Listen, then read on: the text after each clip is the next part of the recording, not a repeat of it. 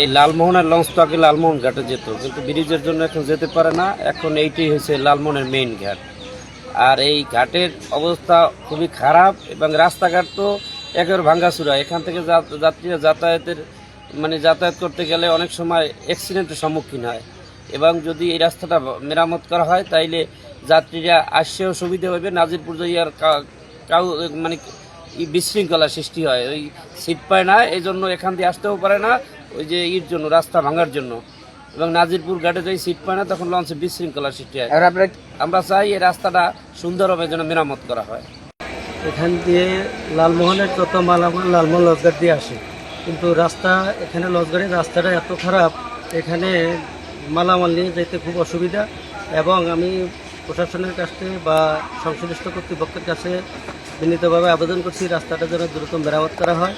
এই ঘাট দিয়ে যাত্রীরা ঢাকা যাওয়ার উদ্দেশ্যে রওনা দেয়, এখানে প্রথম ঘাট, এখানে যাত্রীরা আসে, কিন্তু রাস্তার কারণে অনেক গাড়ি উল্টে পড়ে যায় এবং অনেক লোক অ্যাক্সিডেন্ট হয়। তাই আমি কর্তৃপক্ষের কাছে দৃষ্টি আকর্ষণ করছি যেন দ্রুত সময়ে বড় দুর্ঘটনা এড়ানোর আগে যেন রাস্তাটা মেরামত করা হয়।